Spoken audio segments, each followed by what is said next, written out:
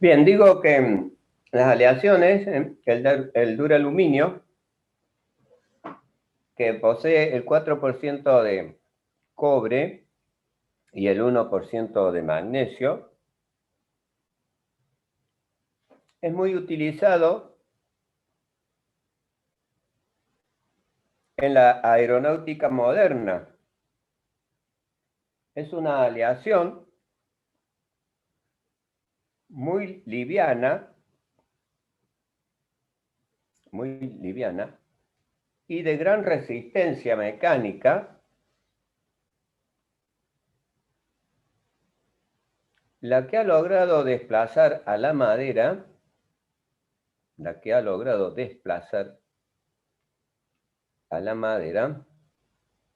de la construcción aeronáutica moderna.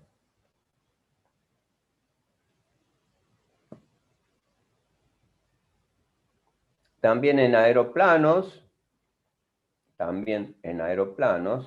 Perdón, profe, ¿puede repetir desplazar de la industria era? Sí, vendría a ser de la fabricación aeronáutica. Ha logrado desplazar de la fabricación aeronáutica a la madera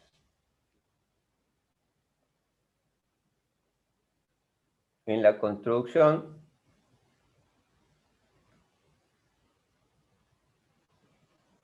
de aviones, aeroplanos y dirigibles. Más o menos eso sería el párrafo.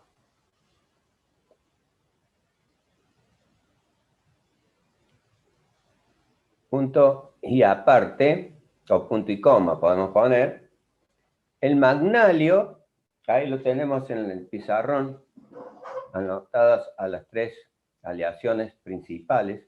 El magnalio es la aleación de aluminio que posee el 5% de magnesio.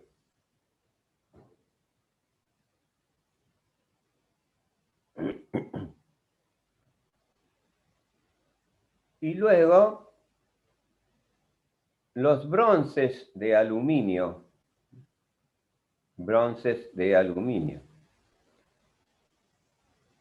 La cual es una aleación de cobre.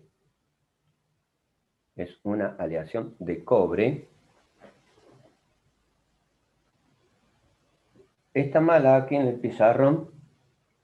Me he confundido. Es una aleación de cobre con el 8 a 12% de aluminio.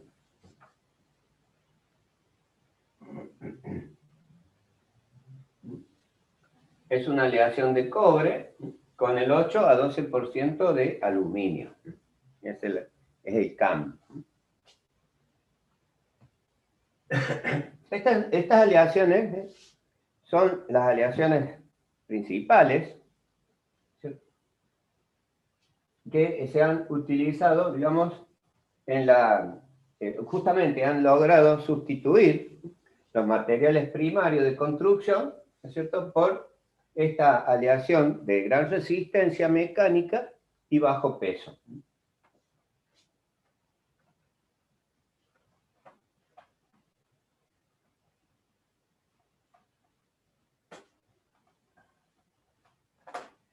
Punto y aparte, decimos que las aleaciones de aluminio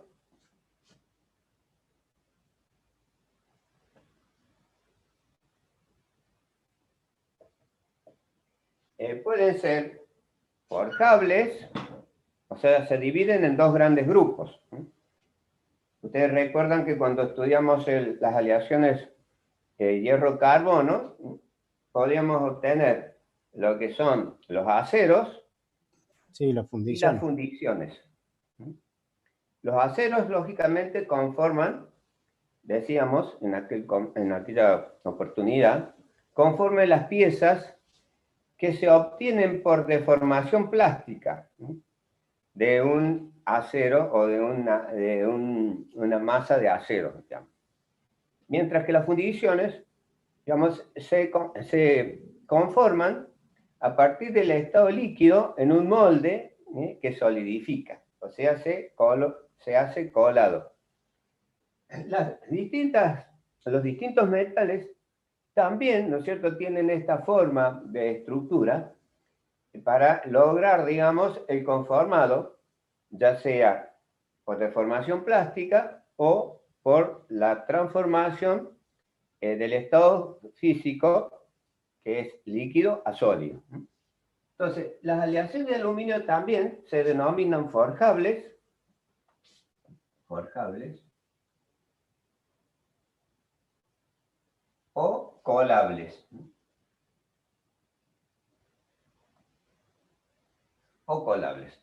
Es decir, forjables cuando se van a conformar piezas, digamos, mediante la deformación plástica, es decir, laminado, extruido, puede ser también, digamos, la forja, ¿no es cierto? Y estas, digamos, como determinación de normas, se identifican, al igual que el acero y las fundiciones, con una serie de dígitos. Estas aleaciones, entonces, forjables, constan de 4 dígitos.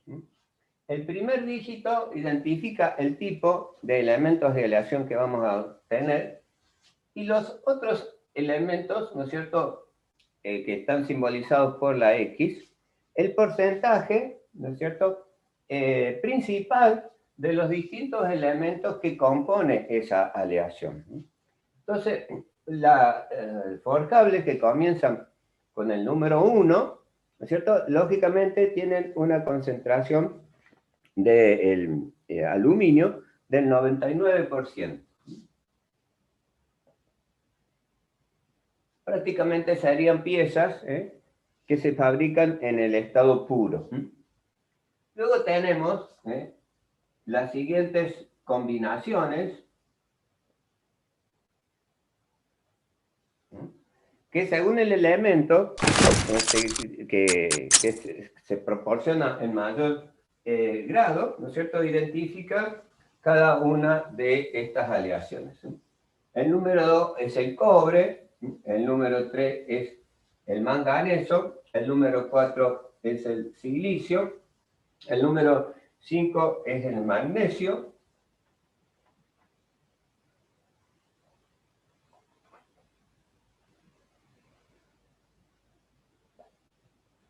¿También tienen los 3X, los demás números, dígitos? ¿cómo? Los demás dígitos, por ejemplo, del cobre, ¿también tienen los 3 dígitos? Sí, sí, todos. Ah, Por eso, identifica el tipo de elemento que da prioridad a la aleación, ¿no es cierto? Mientras que estas X son los porcentajes redondeados de los principales elementos que tienen siguiente orden, digamos.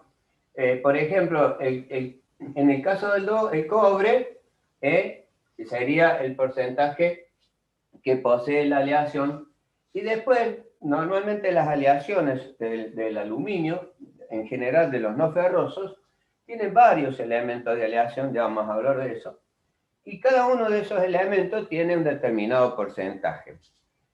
La prioridad, ¿no es cierto?, del elemento de mayor porcentaje redondeado, ¿no es cierto?, del elemento va a dar, digamos, el número siguiente, digamos, de la X.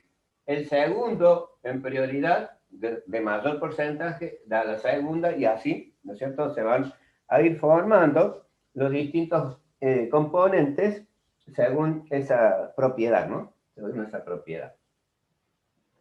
Entonces, los elementos que, por ejemplo, las aleaciones que tienen el cobre como principal elemento de aleación, empiezan con el 2, la que es el manganeso empiezan con el 3, el silicio el 4, y así sucesivamente, ¿no es cierto? Y lógicamente, después hay un número, que es cuando corresponde a otros elementos en general, ¿no? Así como las forjables, las colables también tienen esta propiedad de identificación, ¿no es cierto? Y lógicamente, esa propiedad es lo que caracteriza el uso, ¿no es cierto?, que se le va a dar a cada una de las condiciones. En la forjable entonces son 4 dígitos, mientras que en las colables son 3 dígitos. 1, XX. 1, XX. Lógicamente, el aluminio como principal elemento, que compone el 99%, y en esta característica vamos a observar que los siguientes números también están identificando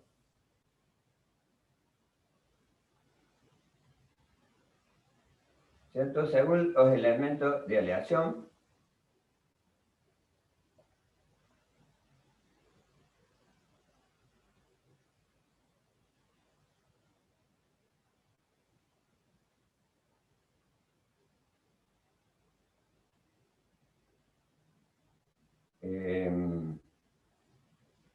Perdón, acá vamos a hacer lío con esto.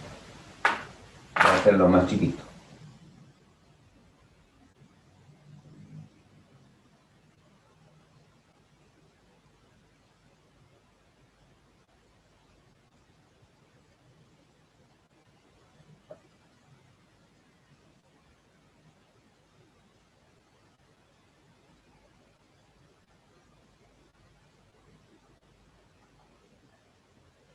En este caso, entonces, para las aleaciones colables, el número 1 siempre es prácticamente el aluminio puro, el número 2, el cobre, igual que aquel, ¿verdad?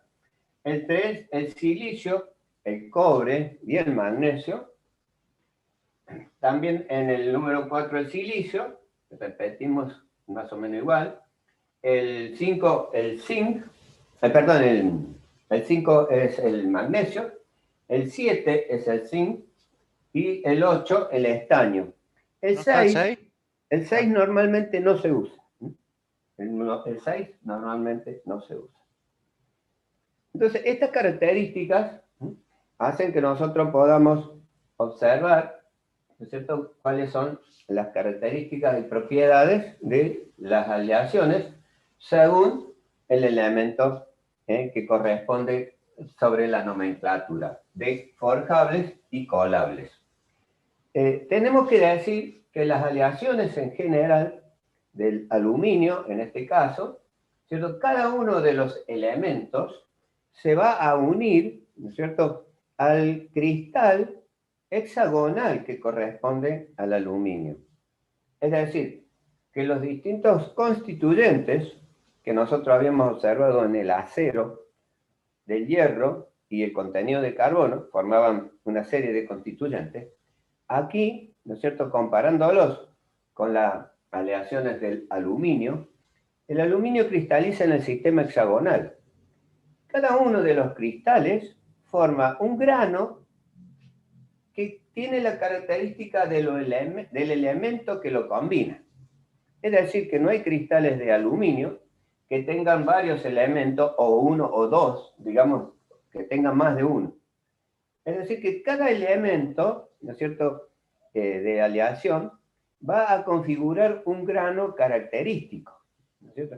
Es decir, característico en la forma y a su vez en la tonalidad, que lo vamos a observar a través de la micrografía, ¿no es cierto?, del ensayo microscópico.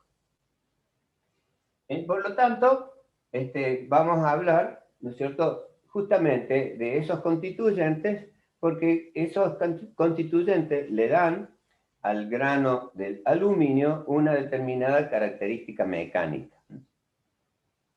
Bien.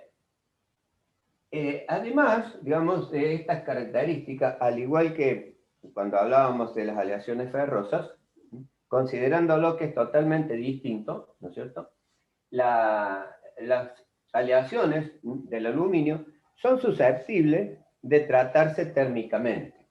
Esto quiere decir que hay la posibilidad de mejorar la resistencia mecánica de las aleaciones si nosotros efectuamos, ¿no es cierto?, según las condiciones, un tratamiento térmico. Por ejemplo, dentro de las forjables, la aleación 1, la 3 y la 5, ¿no es cierto?, son susceptibles de tratarse térmicamente.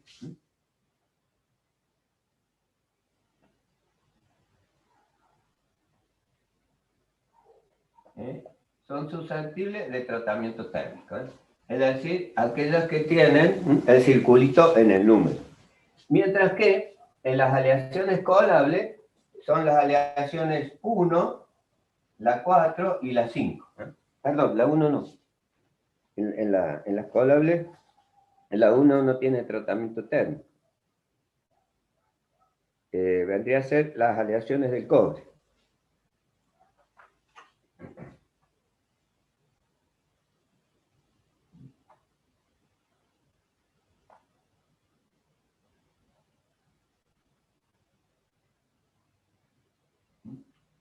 Serían las que tienen aleación de cobre. Y el tratamiento térmico, entonces, le va a dar característica a cada una de estas aleaciones.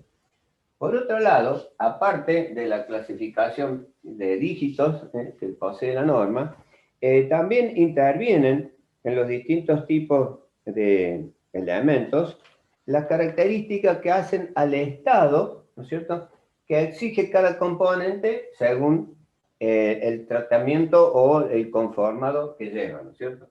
De ahí que pueden ser la condición F, que es el estado de fabricación,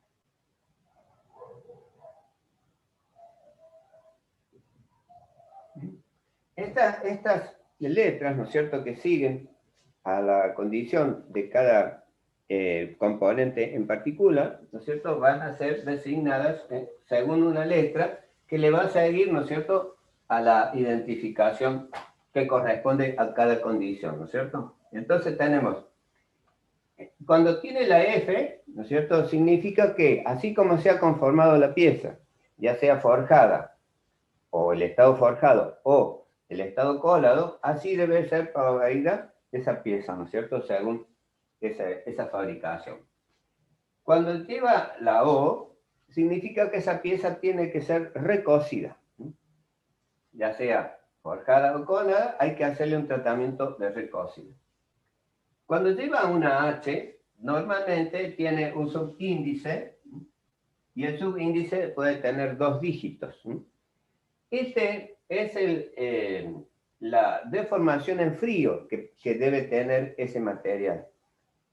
Fundamentalmente, cuando estamos hablando de las piezas forjables, ¿no es cierto? Se identifica con esta H. Ustedes recuerdan que la deformación en frío le confiere a la pieza una mayor resistencia mecánica, porque justamente cuando nosotros comprimimos, por ejemplo, o estiramos una determinada pieza, ¿no es cierto?, esta, digamos, comprime los planos cristalográficos y lógicamente hace que tenga más compactibilidad, ¿no es cierto?, esa construcción, ¿cierto? O sea, que va a tener una mayor densidad. Por lo tanto, los átomos van a estar con mayor tensión interna y lógicamente aumentan la dureza o la resistencia de esa pieza. Entonces, para una determinada deformación, ¿cierto?, si la comprimimos, vamos a lograr una mayor resistencia. Luego, cuando tienen una T, significa que debe tratarse térmicamente, es decir, hacerle un tratamiento térmico. El tratamiento térmico, a su vez, le da una característica específica a cada tipo de material. Y cuando tiene una W, es la solubilización. Es un solubilizador. El solubilizador, así como el acero, es un tratamiento térmico, ¿no es cierto? Ustedes recuerdan que el solubilizado en los aceros, por ejemplo, equivale a normalizar. Es decir, efectuar ¿no es cierto?, una homogenización del grano material como tamaño. A su vez, la estructura la distribuye, ¿no es cierto?, en sus elementos de aleación, y a su vez, cuando tienen una determinada tensión por efecto del proceso que haya sufrido la pieza, ¿no es cierto?, va a homogeneizar también el tamaño de grano. Y según la aleación, lógicamente, vamos a tener una estructura de equilibrio en ese sentido. Y acá, en el aluminio, también ocurre exactamente lo mismo, ¿no es cierto? Es decir, Profe, una sí, consultita. Cuando figura en una letra O, ¿no?, que es sí, recocido, sí, ¿el recocido no es un tratamiento térmico? sí, sí, también, también. O sea, se diferencia a ¿no es cierto? Porque puede ser, además del tratamiento térmico, puede tener un solubilizado, que ya lo vamos a ver, o lo que es una especie de temple intervenido, que nosotros hacíamos Ujú. en el acero, ¿sí? En el Perfecto. acero o las fundiciones, las aleaciones ferrosas. Bueno, Entonces, los tratamientos térmicos, ahora lo vamos a ver en particular, ¿no es cierto? Los tratamientos térmicos son procesos que le dan características específicas a los distintos tipos de aleaciones del aluminio. Ahí les he mandado una foto hace unos minutos, ¿cierto?, donde hago un resumen de que sigue, ¿no es cierto?, a esta desarrollo, ¿no es cierto?, donde ustedes están observando que los tratamientos térmicos pueden ser de recocido, de solubilizado y a su vez de un denominado envejecimiento. Vamos a borrar esto acá.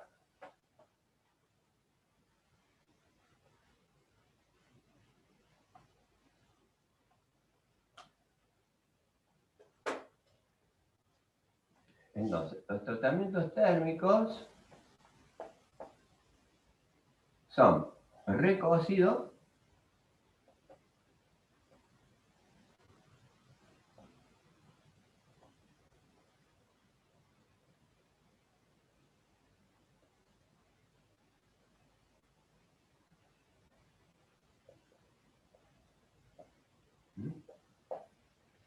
bien.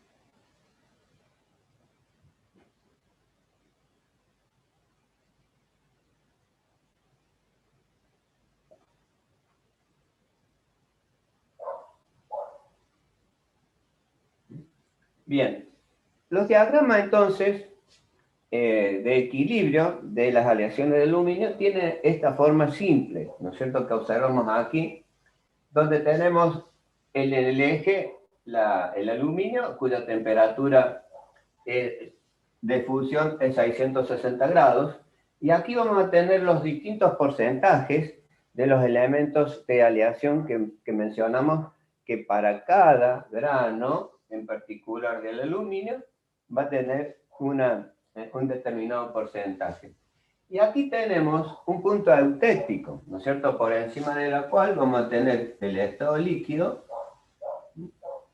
Inmediatamente va a solidificar a una determinada temperatura, ¿no es cierto?, y con una determinada concentración del porcentaje del elemento de aleación, ¿no es cierto?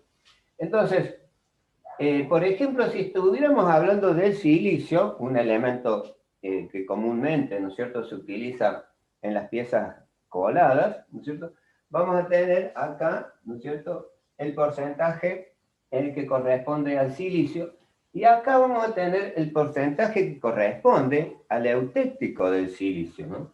Ese porcentaje es 12,6%. Y la temperatura a la cual aparece este eutéctico es 577 grados. 577 grados. Lógicamente, acá vamos a tener los cristales alfa del aluminio más líquido, y aquí vamos a tener los cristales de beta del elemento de aleación, en este caso del silicio. Y acá vamos a tener entonces alfa más el eutéctico, y acá vamos a tener beta más el eutéctico. Simple, esa lectura ustedes ya la conocen, ¿verdad? Entonces, para cualquiera de los elementos ocurre el mismo comportamiento del diagrama de equilibrio. Puede ser del magnesio, puede ser del manganeso, cualquiera de los elementos, con el estaño, etcétera, etcétera. Con el cobre hay muchas aleaciones que por su resistencia, digamos, fundamentalmente mecánica, como habíamos observado en las aleaciones aeronáuticas, ¿no es cierto? Utilizamos el cobre, ¿cierto? Esa concentración del eutéctico es del 33%. 33%. Y la temperatura de fusión, ¿no es cierto? O sea, la temperatura del eutéctico es 547 grados. 547, 545 grados. ¿Se entiende cómo es el caso? ¿Verdad? Eso para el cobre. ¿Eh? Eso es para el cobre. Para el cobre, exactamente. Esto le pongo acá para no superponer, digamos, 33% dice. ¿verdad? Entonces, así se van repitiendo, ¿no es cierto?, las distintas aleaciones del aluminio con un elemento que va a generar un eutéctico. O sea que, profe, es el mismo diagrama de equilibrio, nada más que cambia los valores de la temperatura, temperatura y Porcentaje. concentración según el Porcentaje y elemento. concentración. Sí, sí, el porcentaje y la temperatura. Exacto, exacto. O sea, lo que influye en estas características es el punto eutéctico. Lógicamente, en las piezas coladas, que es el punto eutéctico, confiere a cada aleación, ¿no es cierto?, una temperatura a partir de la cual, ¿no es cierto?, la pieza posee la condición de fusibilidad, por un lado, y colabilidad, ¿no es cierto?, para configurar las distintas aleaciones. Lógicamente, así como las aleaciones forjables tienen características específicas, características mecánicas fundamentalmente, ¿cierto?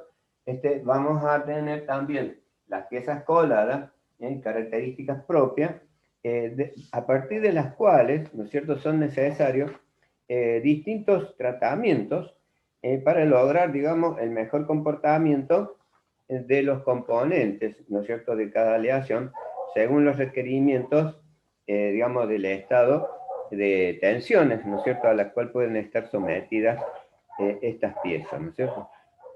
Entonces, por ejemplo, en el caso de las aleaciones de aluminio, ¿no es cierto?, el cobre le otorga resistencia a la corrosión de las piezas, ¿no es cierto?, mientras que otros elementos como el magnesio, ¿no es cierto?, le aportan un peso específico inferior, para los cuales, lógicamente, cuando necesitamos una pieza de una determinada resistencia y un peso ligero, ¿no es cierto?, es conveniente tratarla, ¿no es cierto?, según esas características, ¿no es cierto? Por ejemplo, hoy en día nosotros utilizamos mucho, digamos, los envases de latitas que les llamamos, ¿no es cierto?, que son aleaciones de aluminio, porque justamente el aluminio decíamos que es resistente a la corrosión, entonces no se altera el producto que nosotros envasamos ahí, ¿no? Entonces, la latita para hacer el vaso, digamos, del mismo envase, ¿no es cierto?, tiene que tener una muy buena plasticidad para generar, digamos, el embutido, ¿no es cierto?, en la profundidad que debe lograrse justamente ese recipiente. Mientras que la tapa es diferente de la resistencia, porque ahí vamos a tener que utilizar una resistencia distinta. ¿Cómo andamos con los tiempos? Todavía no. una resistencia distinta porque, a su vez, mientras es plástica, ¿no es cierto?, y dúctil, la latita, la tapa debe ser rígida para que, a través de la llavecita que tiene para abrir, ¿no es cierto?, pueda, ¿no es cierto?, generar, digamos, la abertura necesaria para, digamos, tomar el contenido, digamos, que está almacenado, ¿no es cierto? Lógicamente, en general, las aleaciones de aluminio se recuperan, o sea que son reciclables. Entonces, cuando se efectúa esa recuperación, hay que separar, ¿no es cierto?, los distintos componentes según, digamos, lógicamente, el proceso que se van a llevar a cabo de la recuperación, para no contaminar una aleación con la otra, ¿verdad? Esas serían las características en general, ¿no es cierto?, de la utilización, ¿no es cierto?, de este tipo de recipientes que hoy en día se están logrando en forma masiva, ¿no? Entonces, volviendo a los tratamientos térmicos, ¿no es cierto?, vamos a observar que el recocido normalmente se efectúa a 300 grados centígrados. Y lógicamente la característica específica es quitar las tensiones que puede tener la aleación y a su vez ablandar, ¿no es cierto?, el acero. Lógicamente, tanto se puede hacer en la condición forjada como en la condición colable. Bien. El solubilizado, entonces, acá vamos a poner ablandamiento. En las condiciones, el solubilizado es un proceso donde se obtiene una estructura de características particulares, ¿no es cierto? El solubilizado se efectúa a una temperatura alrededor de 500, 520 grados, ¿no es cierto? Puede ser un poquito más según el tipo de aleación, más o menos a esa temperatura. Aquí lleva un calentamiento prolongado, porque en principio el aluminio es una aleación, o mejor dicho, un metal cuyas aleaciones, ¿no es cierto?, es un poco refractaria, es decir, que rechaza, ¿no es cierto?, la energía de calentamiento, por lo cual lleva un tiempo importante para efectuar, digamos, el procedimiento más adecuado, ¿no? Y una vez que se ha generado el solubilizado, se debe enfriar bruscamente. Sería una condición de temple. Y el agua debe ser bastante fría, como en el caso de la martensita, cuando tenemos poco contenido de carbono, ¿no? Se debe enfriar bruscamente, ¿no es cierto? Y esto va a generar una estructura que se denomina de solución sólida sobresaturada. Es decir, acá vamos a generar una estructura que denominamos de las 4 S. Solución sólida sobresaturada. Es decir, que todos los elementos de la aleación, ¿no es cierto?, se van a difundir completamente.